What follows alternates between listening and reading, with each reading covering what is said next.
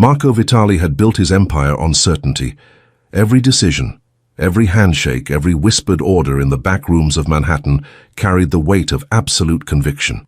He knew who his enemies were. He knew who his allies were. He knew the price of betrayal and the cost of mercy.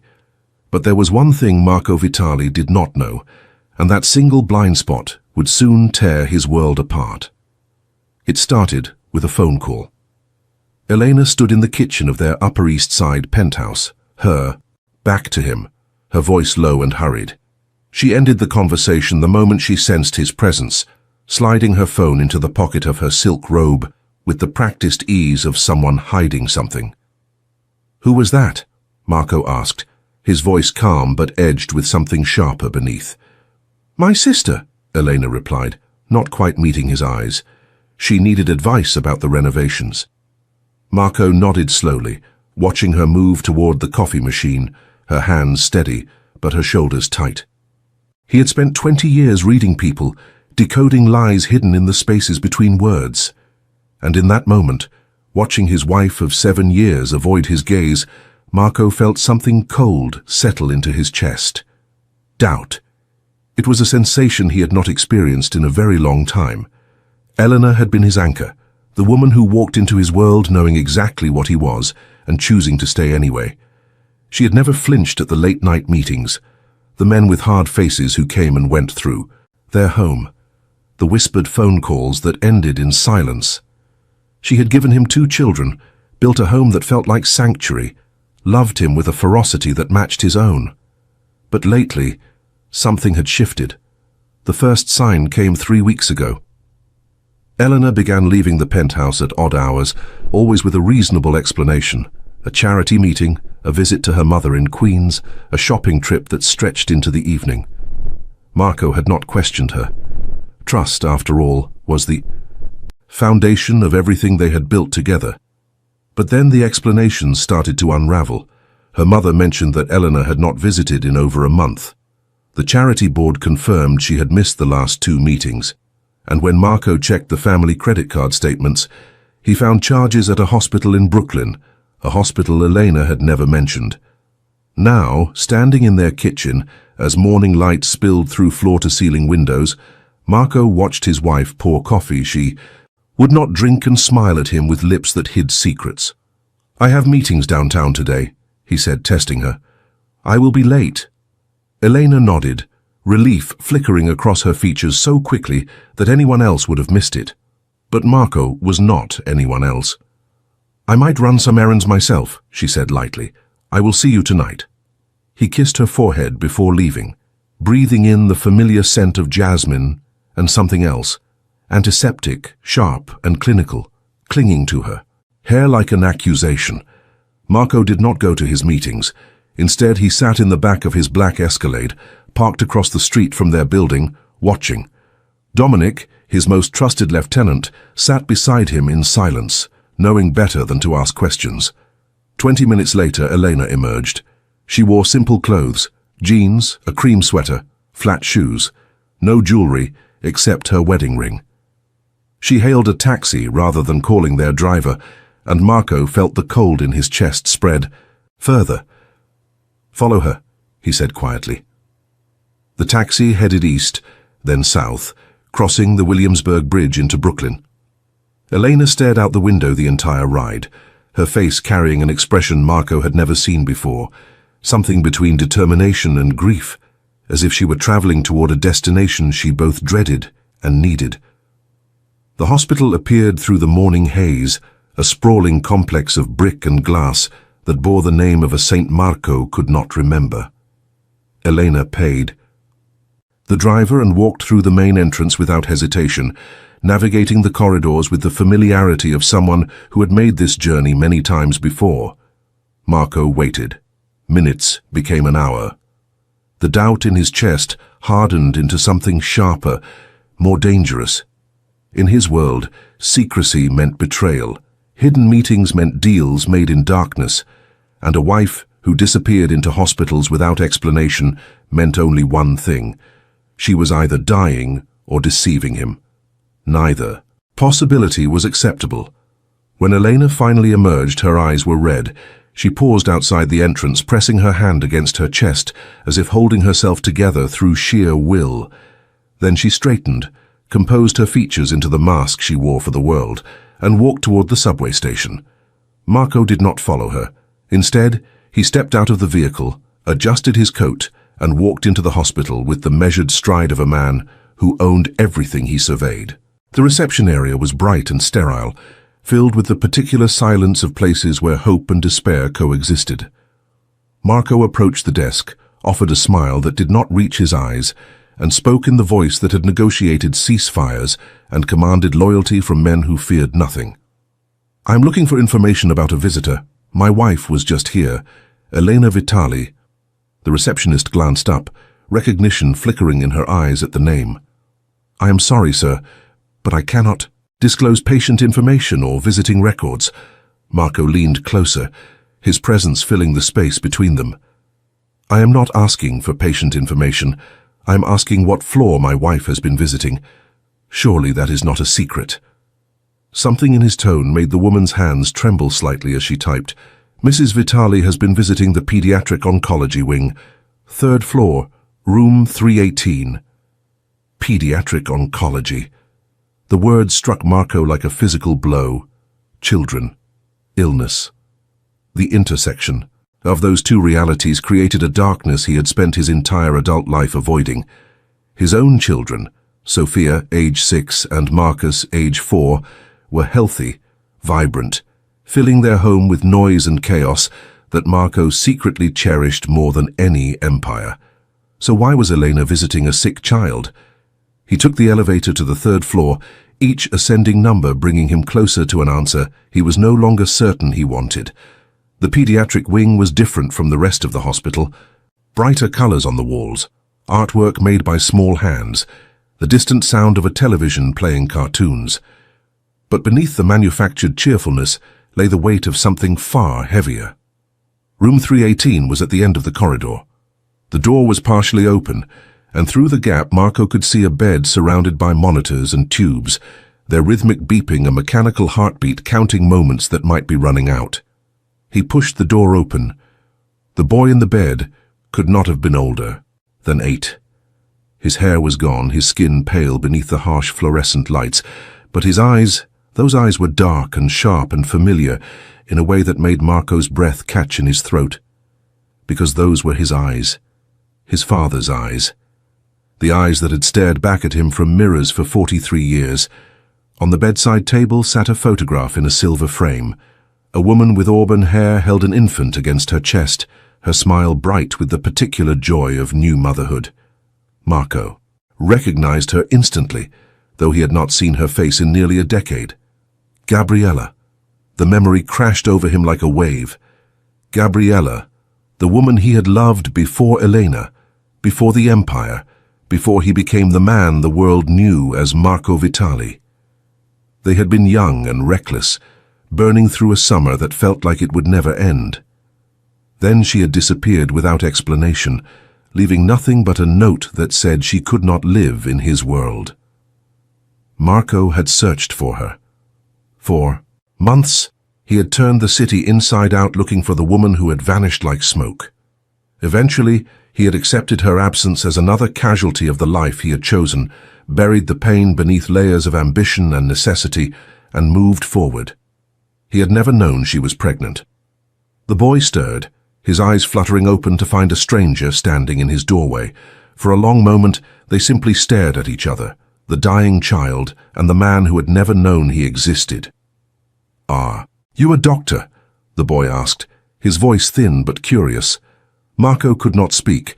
His throat had closed around words he did not have, emotions he had trained himself never to feel. He was a man who controlled entire neighborhoods, who made decisions that shaped the lives of thousands, who had looked into the eyes of enemies and felt nothing but cold calculation. But standing in this hospital room, facing a son he had never met, Marco Vitali felt something he had not experienced since childhood. Fear. "No," he finally managed. "I am not a doctor." The boy studied him with unsettling intensity. "You look like the picture my mom had, the one she never showed anyone." "Your mother." Marco's voice cracked on the word. Gabriella. Where is she? Something shifted in the boy's expression, a shadow passing over features too young to carry such weight. She passed away 6 months ago. The same thing I have. She told me it runs in families sometimes. The room seemed to tilt. Marco gripped the doorframe, his knuckles white against the wood. Gabriella was gone. The woman who had haunted his memories for years, the first person he had ever truly loved, had died without him ever knowing. And she had left behind a son. His son. "What is your name?" Marco asked, his voice barely above a whisper. "Luca." The boy attempted a smile that did not quite reach his eyes. "Luca Moretti.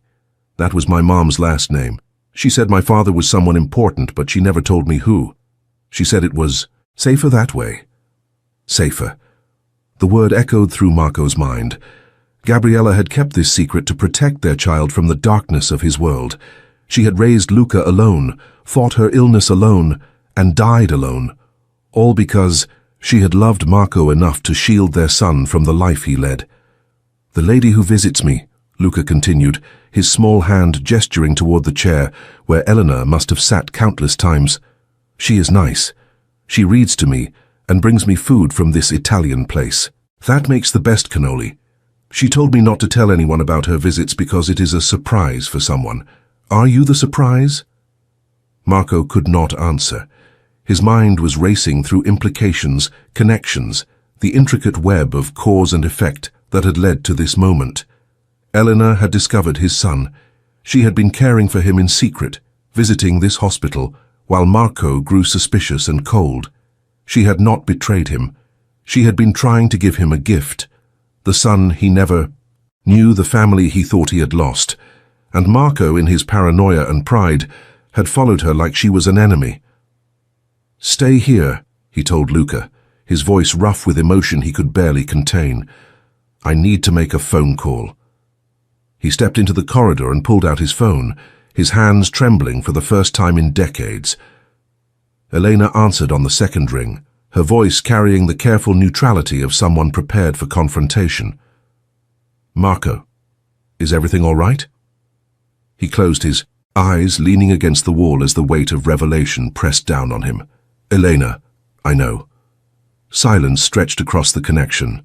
Then, softly, she asked, "How?" "I followed you." The confession tasted like ash in his mouth. "I thought—" "It does not matter what I thought. I was wrong." Eleanor exhaled slowly. "I was going to tell you. I was trying to find the right moment. Luca is... he is yours, Marco. I found out by accident, through a charity connection at the hospital. His mother listed you as next of kin in her final documents, but she marked the information confidential. Someone made a mistake and contacted our family lawyer. Why did you not tell me immediately? Because I needed to understand first. I needed to know who he was, what he needed, whether bringing this into your life would help him or hurt everyone. I have been with him for 3 months, Marco. I have watched him face treatments that would break grown men. And I have seen his eyes, your eyes, searching for something he cannot name.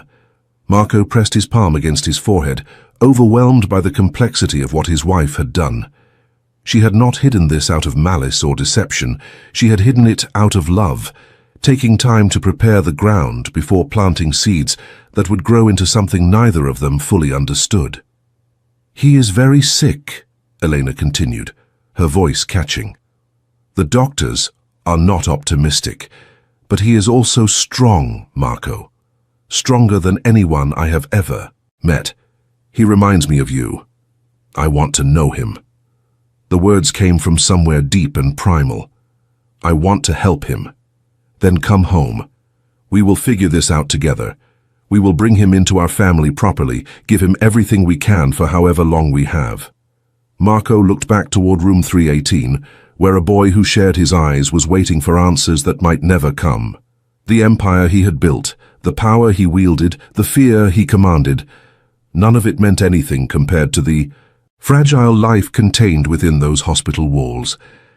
"Eleanor," he said quietly, his voice carrying the weight of years spent building walls instead of bridges. Thank you for finding him, for caring for him when I did not even know he existed. I do not deserve you. No, she agreed, a hint of warmth breaking through her composure.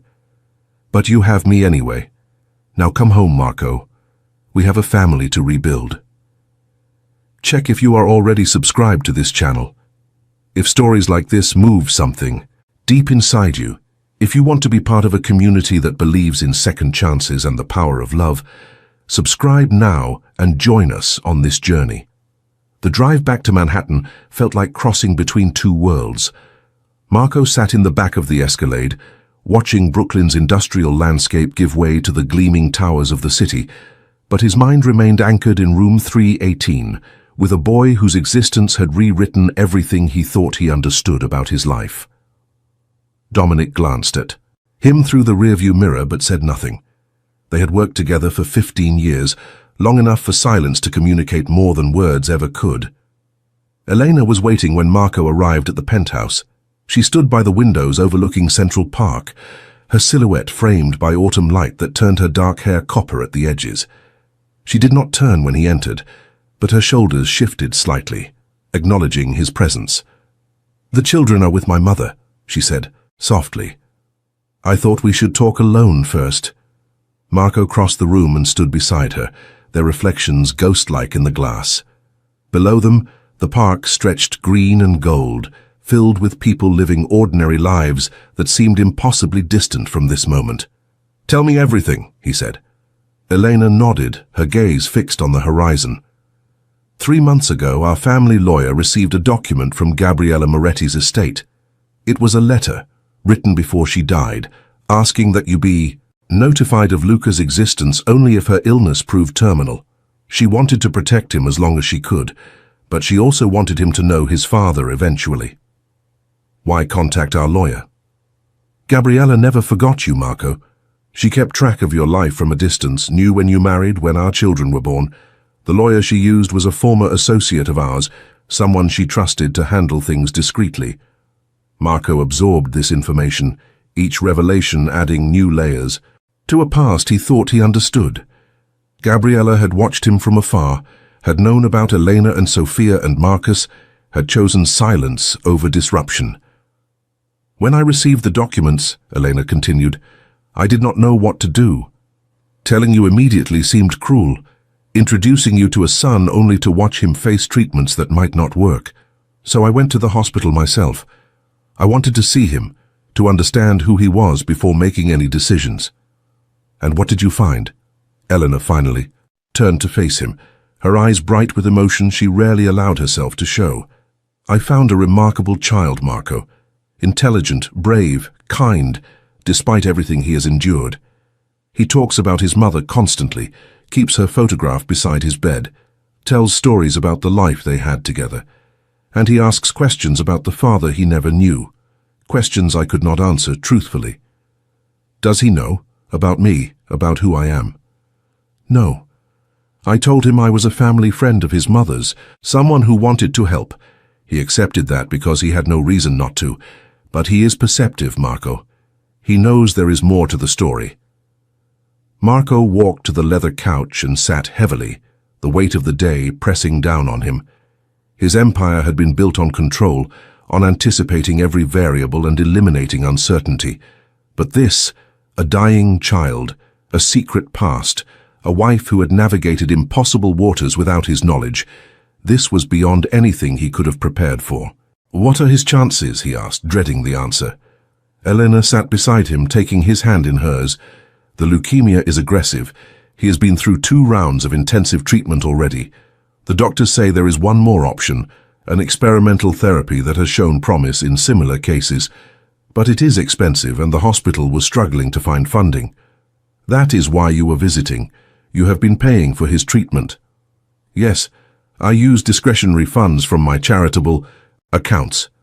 I wanted to give him every chance before telling you, before complicating his care with the questions that would inevitably follow. Marco looked at his wife with new eyes. For 7 years, he had known her as partner, mother, the steady presence that anchored his chaotic world. But he had never seen this side of her, the woman who would carry an impossible burden alone simply to protect the people she loved. "I owe you an apology," he said quietly. I thought the worst. I let doubt poison everything." Eleanor squeezed his hand. "You were right to be suspicious. I was keeping secrets, disappearing without real explanations.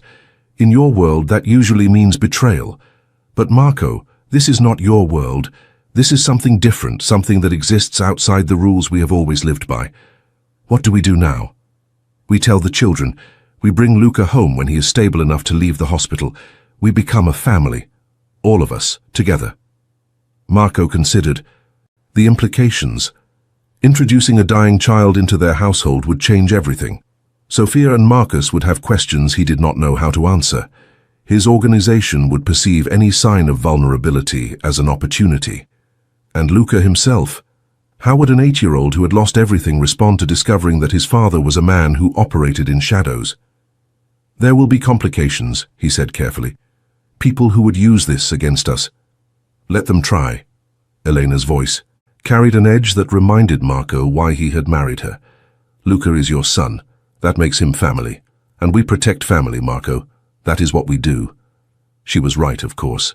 The code that governed his empire was built on exactly that principle, the fierce loyalty to blood and bond that separated his organization from common criminals.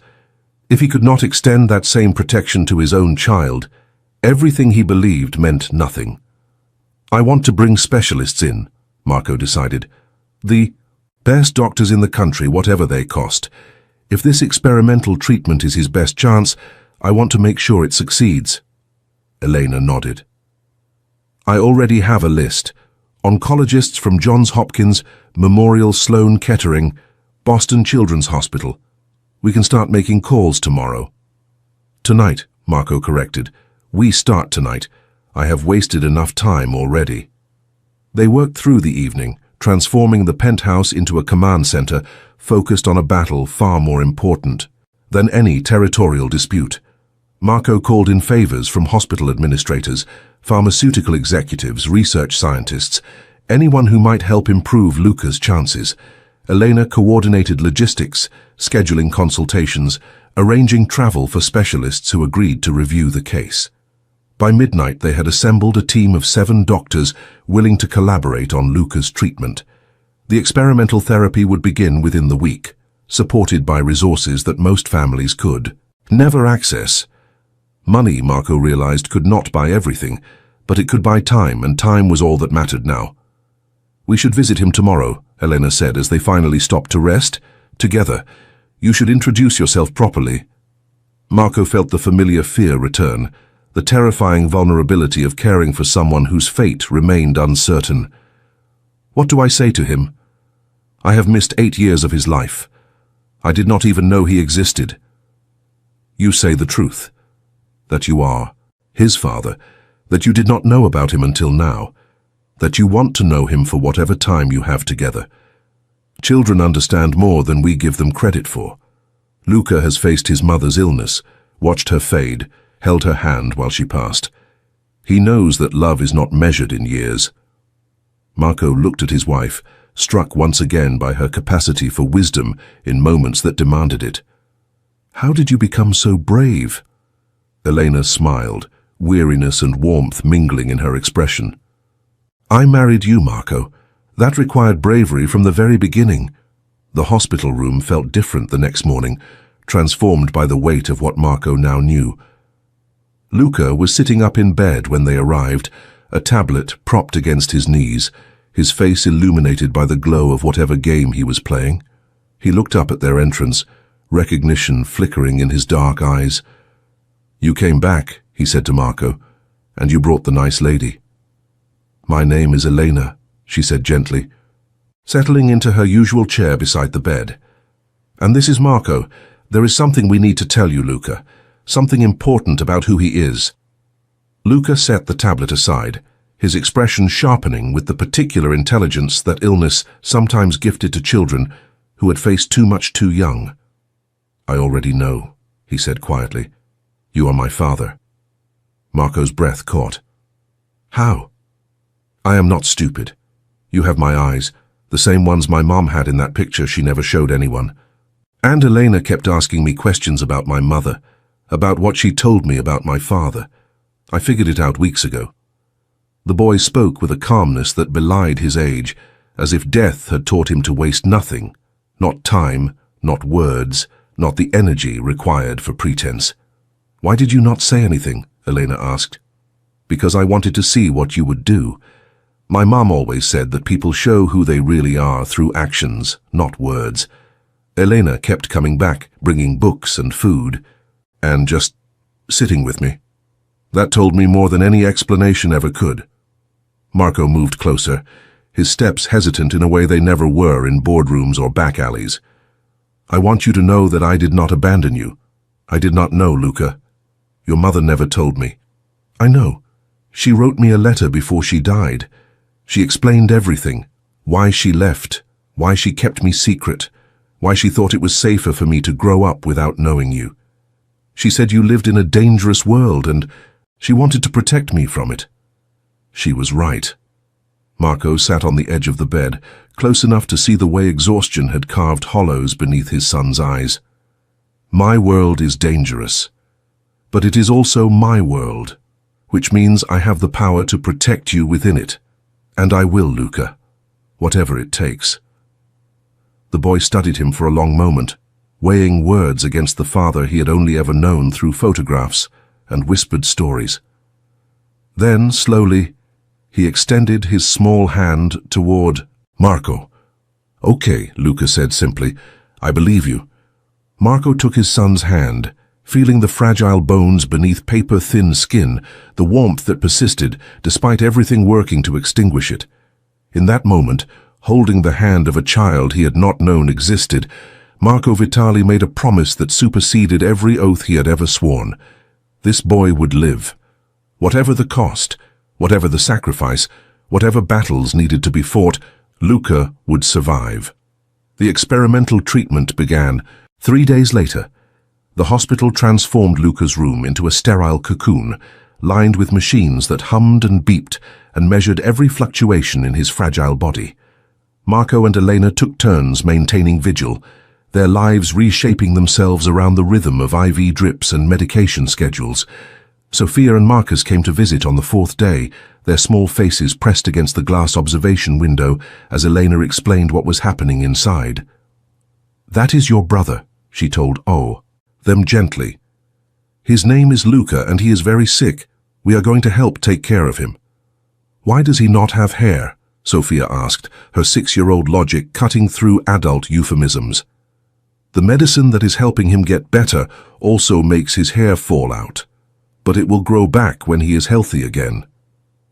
Marcus, only 4, pressed his palm against the glass.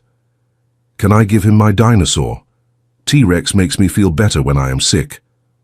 Elena's eyes glistened as she knelt beside her son. That is the kindest thing I have ever heard. We will ask the doctors if that is okay. The children's acceptance came more easily than Marco had anticipated. They did not question Luca's sudden appearance in their lives, did not demand explanations for the complexity of adult decisions. They simply accepted him as brother, as family, as someone who belonged. Within 2 weeks, Luca's condition stabilized enough for short visits. Sophia would sit beside his bed and read stories from her favorite books, her voice patient and careful over unfamiliar words. Marcus contributed his dinosaur collection, arranging plastic creatures across Luca's blanket in elaborate battle formations that made the sick boy smile. And Marco learned to be a father in ways he had never been before. His relationship with Sophia and Marcus had always been shaped by his work, by late nights and early mornings, and the constant demands of an empire that never slept.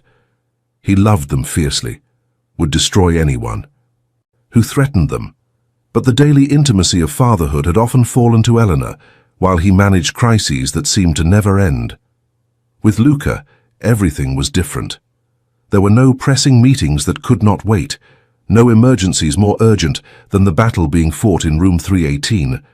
For the first time in his adult life, Marco Vitali was fully present, sitting beside his son for hours at a time, learning the contours of a childhood he had missed.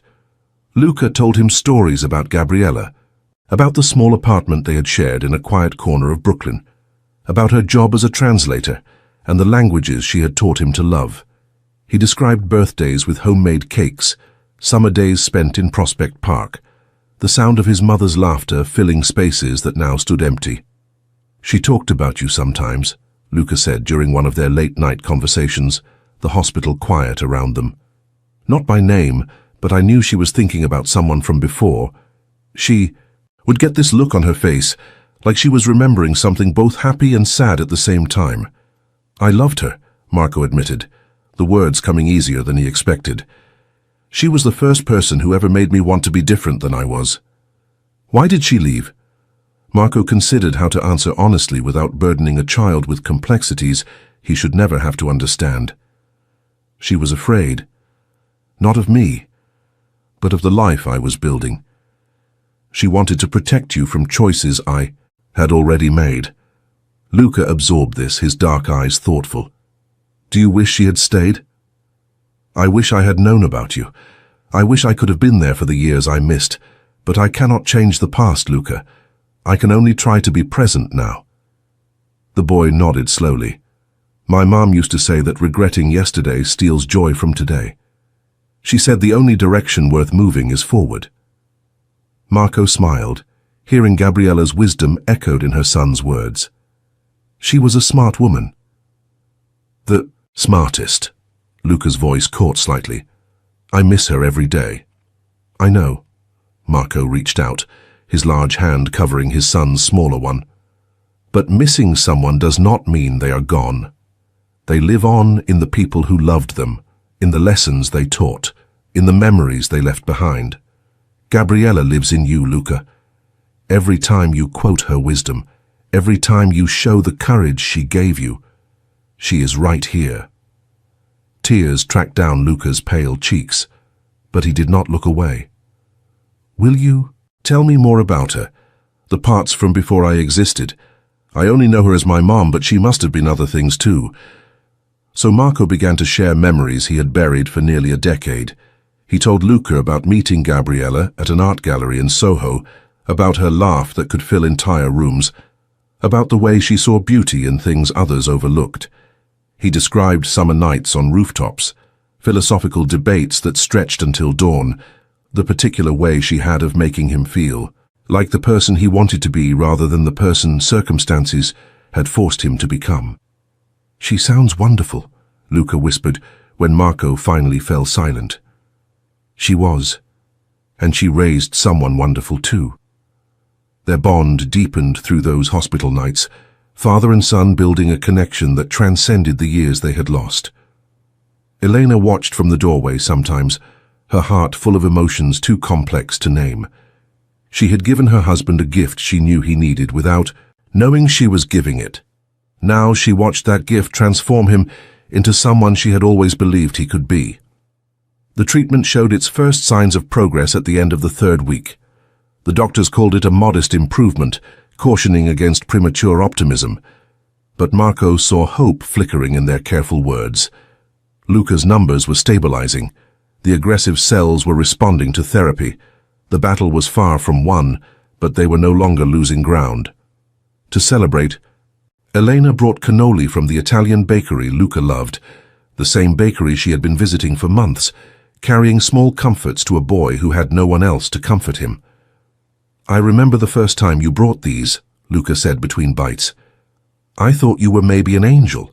My mom used to tell me angels sometimes looked like regular people." Elena smiled, brushing crumbs from his blanket. "Not an angel, just someone who recognized a soul worth knowing.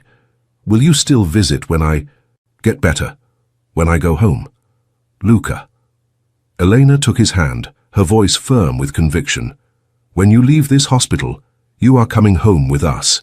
You are part of our family now, officially and forever. You will never have to worry about being alone again."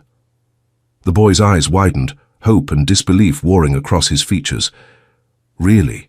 I can live with you, with Sophia and Marcus and Marco. Really? We are already working on making it legal. Your mother's documents named Marco as your father, and we have submitted paperwork to formalize everything. Soon you will officially be a Vitali."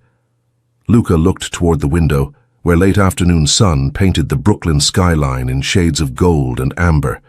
When he spoke again, his voice was thick with emotion. "I used to dream about this, having a family again, people who wanted me. I thought it was impossible, that I would grow up alone, that the sickness would win before anything good could happen. But now—" He trailed off, unable to finish. Elena gathered him into a gentle embrace, mindful of tubes and wires, holding the child who had become her son in every way that mattered. "Now you have us," she whispered, "and we are never letting go. If this moment touched your heart, pause right now and leave a comment saying, 'Family is not just about sharing the same name, it is about choosing to show up every single day.' Let me know that these stories matter to you as much as they matter to me." Autumn deepened into the early edges of winter, and Luca grew stronger.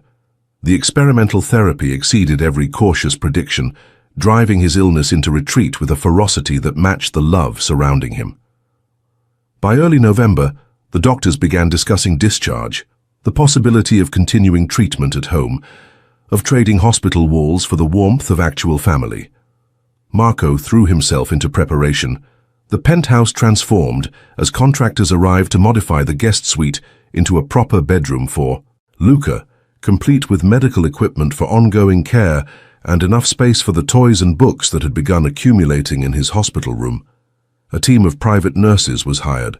Specialists were retained on indefinite consultation. No expense was questioned, no precaution overlooked. "You are terrifying the staff," Elena observed one evening as Marco reviewed contractor schedules for the third time. "They think you are preparing for royalty. I am preparing for my son." Marco did not look up. From his tablet, every detail matters. She crossed the room and gently took the device from his hands. "Luca does not need perfection, Marco. He needs presence. He needs to feel wanted, not managed. There is a difference." Marco met her eyes, seeing the wisdom there that had guided their family through so many storms. "I do not know how to do this, Elena.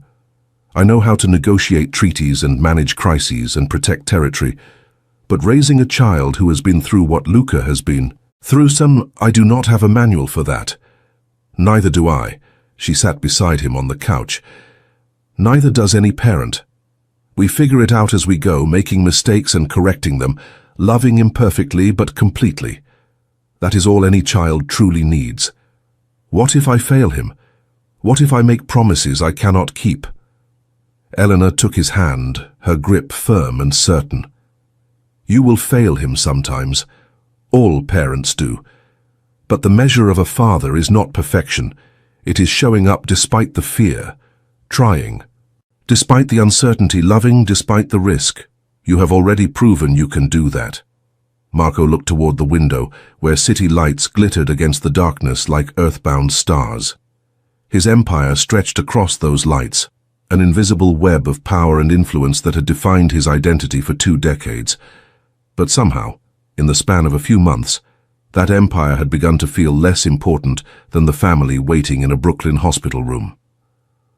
"I want to change things," he said, quietly, the words surprising even himself.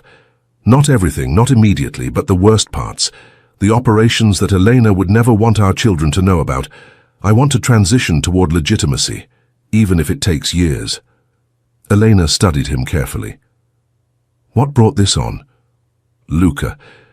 The way he looks at me, like I am capable of being the father he deserves. I cannot be that person while running the kind of organization I have built. The contradictions will destroy everything, eventually. That is a significant decision, Marco. Your associates will not accept change easily. They will accept what I tell them to accept. That has always been the arrangement." His voice carried the steel that had built his empire, now redirected toward a purpose that finally felt worthy of the cost. "I started this life because I thought power was the only protection that mattered, but power without purpose is just violence in a better suit. I want something different for our children, all 3 of them. Elena leaned against his shoulder, her warmth grounding him in the reality of the moment. Then we will work toward that together. Slowly, carefully, without risking the safety we have built. But Marco, the man you want to become is not so different from the man you already are. You just need to let more people see him. The conversation marked a turning point that extended far beyond the penthouse walls. Over the following weeks, Marco began the delicate process of restructuring his organization, delegating certain operations to lieutenants he trusted, while gradually withdrawing from activities that could no longer be justified. It was a dangerous transition, requiring careful management of relationships built on decades of mutual benefit and obligation. But Marco navigated those waters with the same precision that had established his reputation, transforming potential resistance into reluctant acceptance through a combination of generosity and unspoken threat. Luca came home on a Thursday in mid-November, carried into the penthouse by a father who refused to let anyone else perform that particular honor. Sophia and Marcus had decorated his room with handmade banners and drawings, their childish artwork transforming the space into something that felt genuinely welcoming. "This is mine," Luca asked, his voice small with wonder as he took in the bookshelves and toys and the comfortable bed that awaited him. "All of this?" "All of this, Marco." "Confirmed. And anything else you want? You are home now, Luca." The adjustment was not without challenges. Luca's illness had left him fragile, requiring careful monitoring and strict medication schedules. There were setbacks and difficult days, moments when fear returned to darken the hope they had cultivated. But there were also breakthroughs. The first meal eaten with genuine appetite, the first night slept through without interruption, the first laugh that echoed through the penthouse like music long forgotten. Sophia took her role as older sister seriously, adopting Luca with a protective ferocity that rivaled her father's. She helped him with schoolwork, translated household routines he was still learning, defended him against the occasional thoughtless comment from children who did not understand why he looked different. Marcus, simpler in his approach, simply loved without condition. He crawled into Luca's bed for morning cartoons, shared his most precious dinosaurs without being asked, and announced to anyone who would listen that his brother was the bravest person he had ever met. "They are incredible," Luca told Marco one evening as they watched the younger children play in the living room. "I always wanted siblings, but I never thought I would actually have them." "They think you hung the moon," Marco replied. "Sophia told me yesterday that she wants to be a doctor when she grows up, specifically to help kids like you." Luca smiled, the expression still rare, enough to feel precious. "She would be good at it. She never treats me like I am fragile, but she also notices when I am tired before anyone else does. That is exactly what doctors should be able to do." "What about you? What do you want to be?" The boy considered the question seriously, his dark eyes thoughtful. "I do not know yet. For a long time I only thought about surviving. I did not plan for after because after seemed impossible. But now—" He gestured vaguely at the room around them, at the family gathered within its walls. "Now I have to actually figure out a future. It is kind of overwhelming." Marco understood that feeling more than he could express.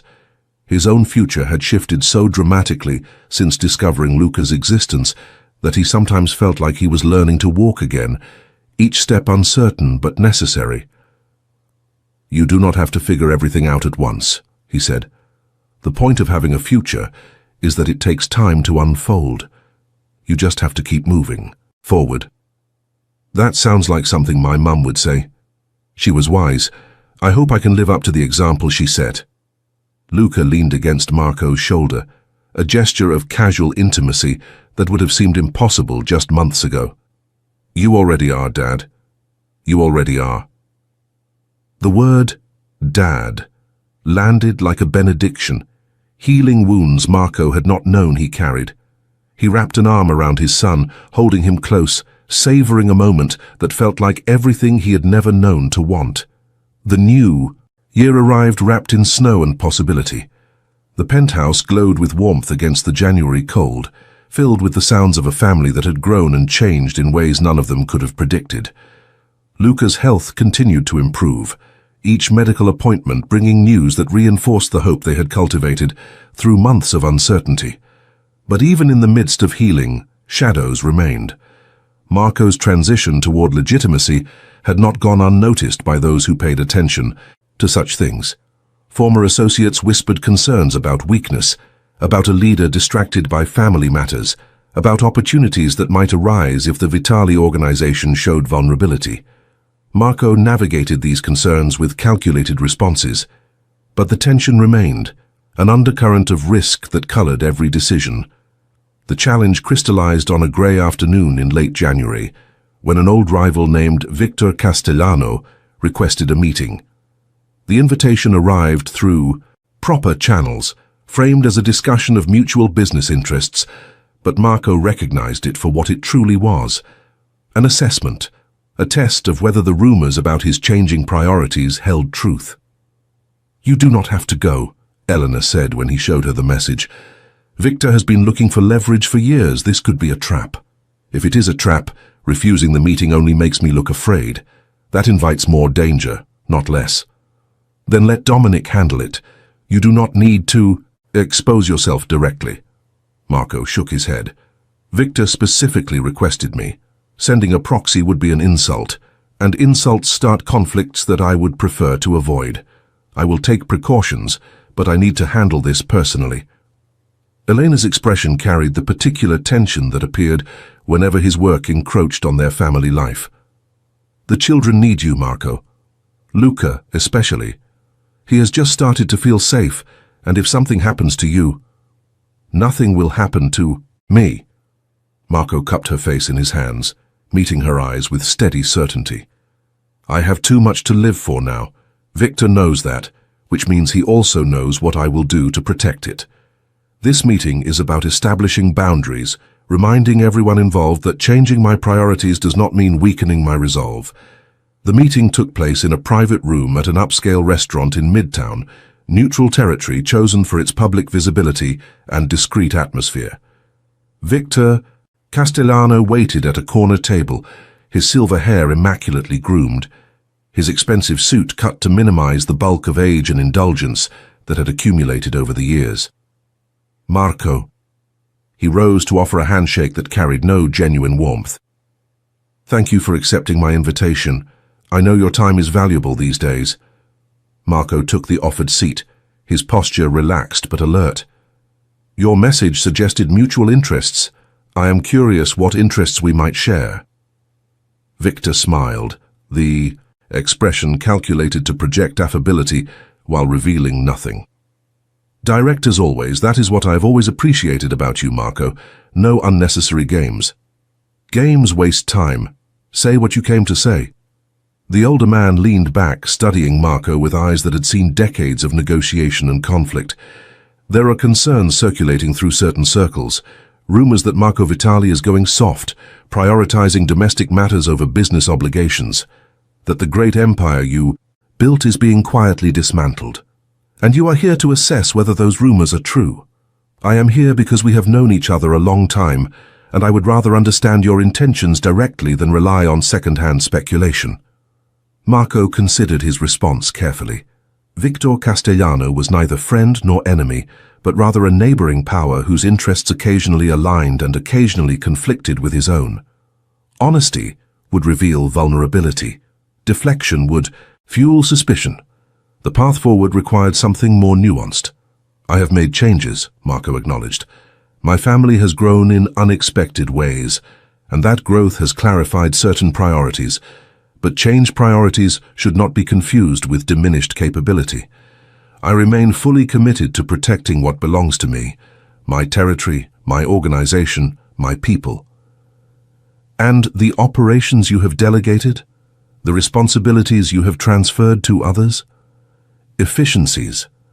A leader who micromanages every detail is not a leader. He is a bottleneck.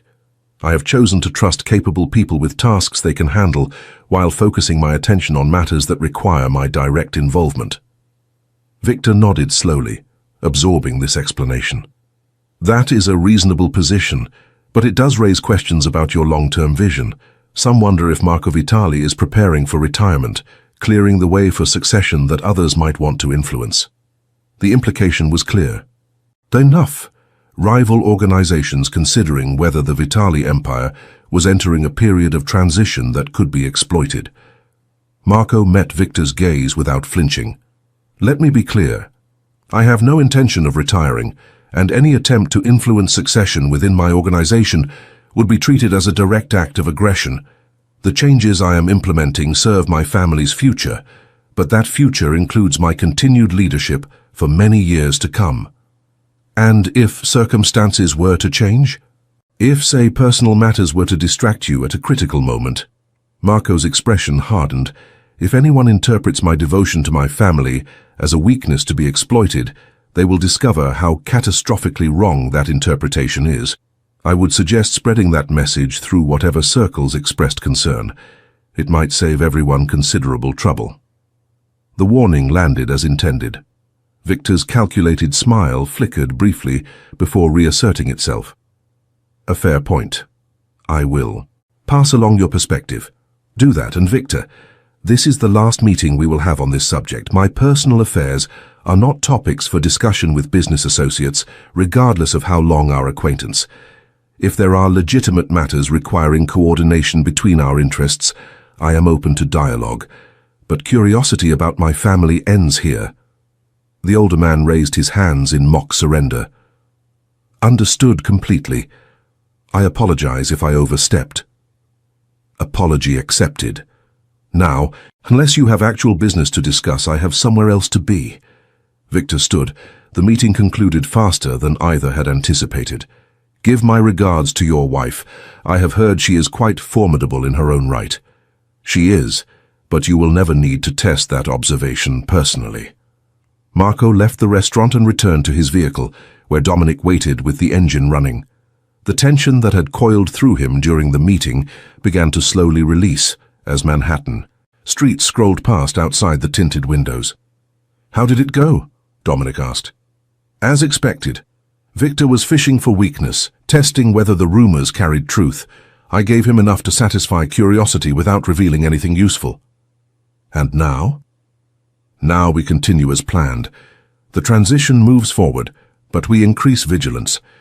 If Victor was bold enough to schedule a meeting, others may be considering more direct approaches. Dominic nodded, his expression grim with professional understanding. I will adjust security protocols. The family should probably limit public appearances for a while. Agreed. Talk to Elena about logistics, and make sure Luca's medical team understands the situation without being told specifics. I do not want him worrying about anything beyond getting healthy. Of course. Marco stared out the window, watching the city that had been his kingdom for so long. The conversation with Victor had clarified something he had been struggling to articulate. His commitment to change was not theoretical or contingent. It was absolute. The life he wanted for his family required a different kind of power than the kind he had accumulated, and he was willing to defend that transformation against anyone who threatened it, including parts of himself that resisted change. Eleanor met him at the penthouse door, her expression questioning as she read the tension he carried despite his efforts to conceal it. How bad? She asked quietly.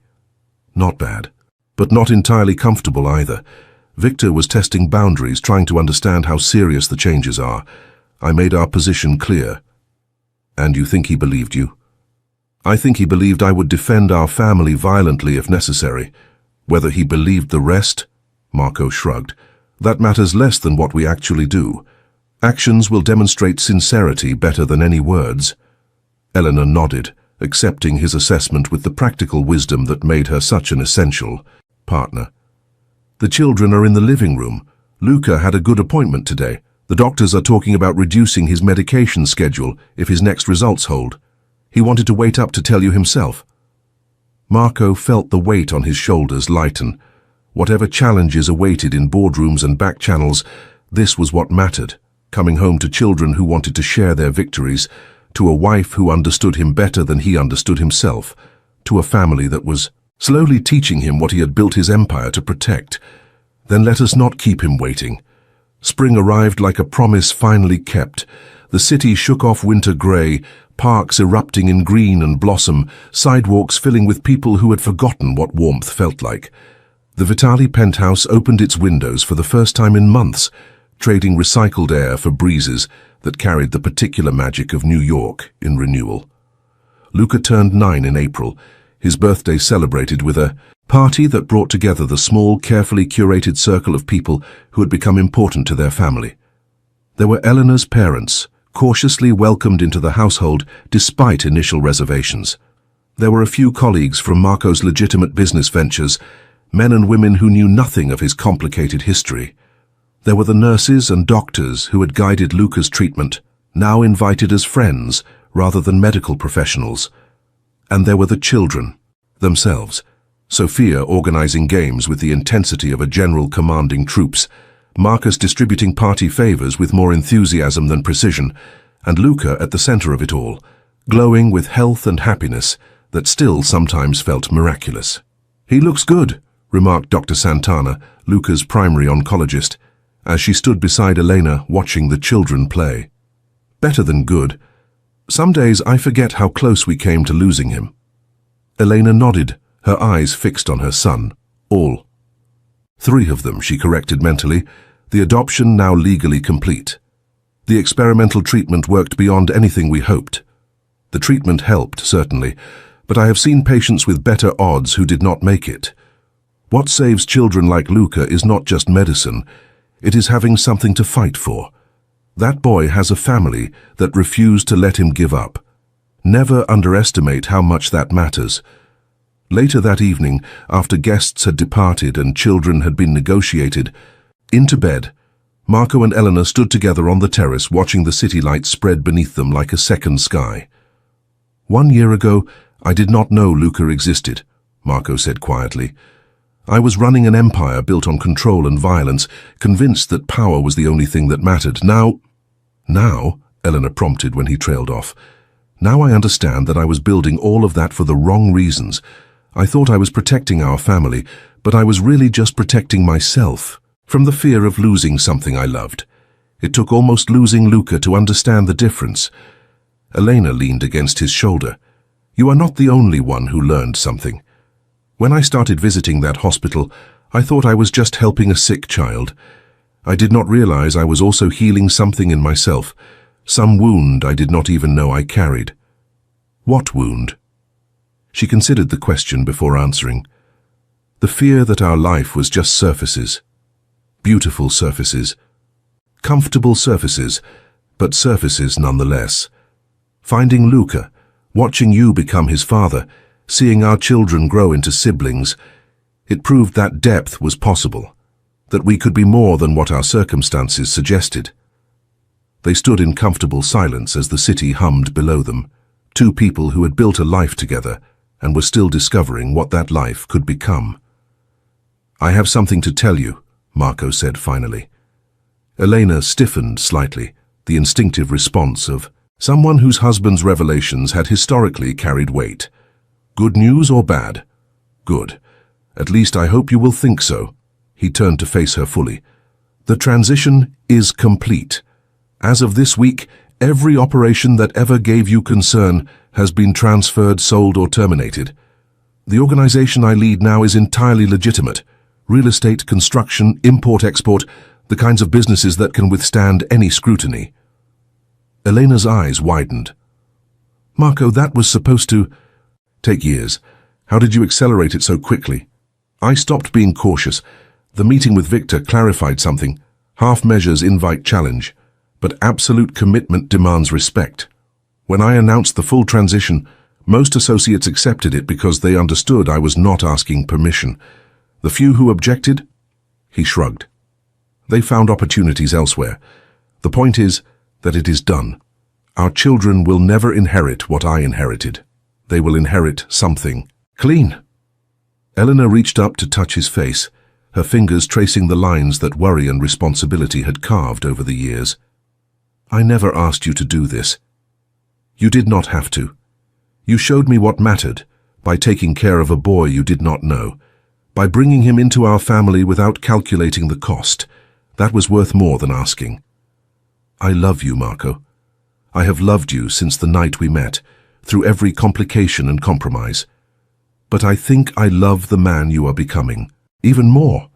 He pulled her close, breathing in the jasmine scent that had welcomed him home for 7 years. "I am still learning what kind of man that is, but I have excellent teachers." The night softened around them, city sounds fading to distant music, stars invisible behind the glow of civilization, but present nonetheless. Somewhere in the penthouse behind them, 3 children slept in rooms they called their own, dreaming dreams they had earned through courage and hope and the stubborn refusal to surrender. Marco thought about the title he had worn for so long: boss, leader, the man others feared and followed. Those names still applied, but they meant something different now. He was boss of a legitimate business empire, leader of a family that had survived impossible odds, someone feared only by those who threatened what he loved. It was enough, more than enough. It was everything. The next morning brought pancakes in the kitchen, 4 generations gathered around a table that expanded to hold them all.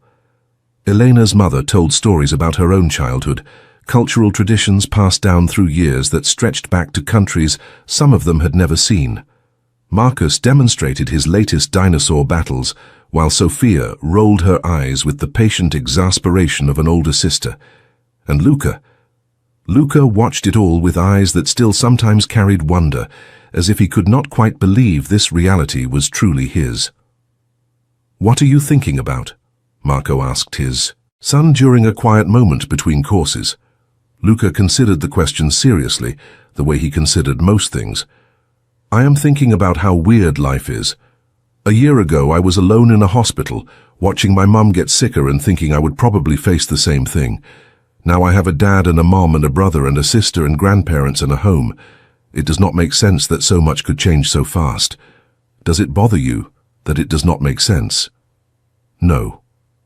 Luca smiled, the expression carrying a maturity that illness had forced upon him too soon. "My mum used to say that the best things in life do not need to make sense. They just need to be real.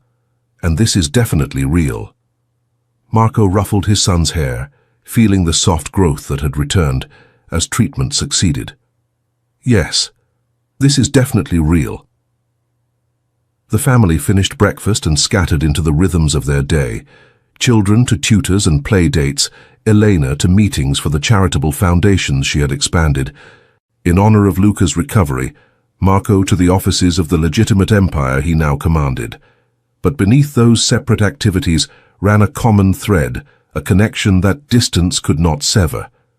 They were a family, complicated and imperfect and stronger because of both. And somewhere Marco liked to imagine Gabriella was watching, not as a ghost or a spirit, nothing supernatural, but as a memory that lived in the son she had raised and the future that son would inherit. She had loved Marco, enough to protect Luca from his darkness. Now that darkness had transformed into light, her sacrifice had been honored in ways she could never have predicted.